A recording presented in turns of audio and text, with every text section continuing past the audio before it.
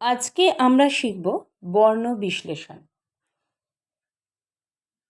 আমরা বর্ণের মধ্যে যে বিশ্লেষণ করব সেটা কিভাবে করব। এবার আমরা জানি বর্ণ দু রকমের আছে, ব্যঞ্জন বর্ণ আর স্বরবর্ণ। এবার দেখি সব কথাটার বর্ণ বিশ্লেষণ করছে। দন্তের স ব সব, দন্তের স ব্যঞ্জন বর্ণ, ব ব্যঞ্জন বর্ণ। এবার এটাও আমরা জানি যে কোনো ব্যঞ্জন বর্ণই স্বরবর্ণ ছাড়া উচ্চারিত হতে পারে না। সেক্ষেত্রে নিশ্চয়ই তাহলে সব দন্তের স বা বয়ের সঙ্গে স্বরবর্ণ লুকিয়ে আছে। এবার সেটাকেই আমরা বিশ্লেষণ করে দেখাবো। দন্তের স ব সব, এক্ষেত্রে দন্তের স পাশে কোনো রকম আকার আমরা দেখতে পাচ্ছি না। আকার নেই, হর্ষইকার নেই, দীর্ঘইকার নেই, হর্ষৌকার নেই, ঋকার নেই, একার নেই, ওকার নেই, ঔকার নেই, ঐকার নেই, কোনো কারই নেই। তাহলে কি এতে কোনো স্বরবর্ণ নেই? আছে, এতে আছে অকার, তাই অন্য কোনো কার বসেনি। তাই সেক্ষেত্রে আমি দন্তের সকে এইভাবে ভাঙতে পারি, দন্তের স যোগ অ। যেহেতু এখানে দন্তের স নিজে উচ্চারণ হচ্ছে কোনো স্বরবর্ণ ছাড়া, তাই আমি দন্তের সয়ের নিচে হসন্তটা দেবো। এরপর আমরা চলে আসি ব। বয়েও কোনো আকার আমি দেখতে পাচ্ছি না, তাহলে বয়ের মধ্যেও স্বরবর্ণ অ আছে। তাহলে সেক্ষেত্রেও বকে লিখবো, একটা হসন্ত দেবো যেহেতু ব নিজে উচ্চারিত হচ্ছে, আর অ লিখব।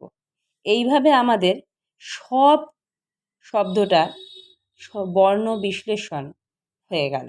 এতে আমরা দেখলাম দুটো স্বরবর্ণ আর দুটো ব্যঞ্জন বর্ণ আছে। সেক্ষেত্রে আমরা সব কথাটাকে এইভাবে বিশ্লেষণ করতে পারি। এবার আমরা চলে আসি আর একটা শব্দ নিয়ে, ধরি সময়। এক্ষেত্রেও দন্তের স একটা ব্যঞ্জন বর্ণ, ম একটা ব্যঞ্জন বর্ণ, উন্তুস্ত একটা নিজে ব্যঞ্জন বর্ণ। এখানেও কোনো কার আমি দেখতে পাচ্ছি না, মানে অকার ছাড়া আকার, হর্ষইকার, দীর্ঘইকার, ঋকার, একার, ঐকার, হর্ষৌকার, দীর্ঘৌকার, কোনো কারই আমি দেখতে পাচ্ছি না। সেক্ষেত্রে এখানেও নিশ্চয়ই অকার আছে, তাহলে দন্তের স হসন্ত দেব যোগ অক দেব যোগ মকে আমি হসন্ত দিয়ে লিখব। ময়ের ক্ষেত্রেও কোনো আকার নেই, তাহলে ম যোগ অকার আছে নিশ্চয়ই। উন্তুস্ত হসন্ত দেব, এতেও কোনো আকার নেই, আকার, হর্ষইকার, দীর্ঘইকার কিছুই নেই, হর্ষৌকার, ঋকার, একার, ঐকার, ওকার। তাহলে এক্ষেত্রেও আমরা অকে নেব। তাহলে আমাদের এইভাবে সময় বর্ণটাও বিশ্লেষণ, সময় কথাটারও বর্ণ বিশ্লেষণ হয়ে গেল। এবার আমরা ধরি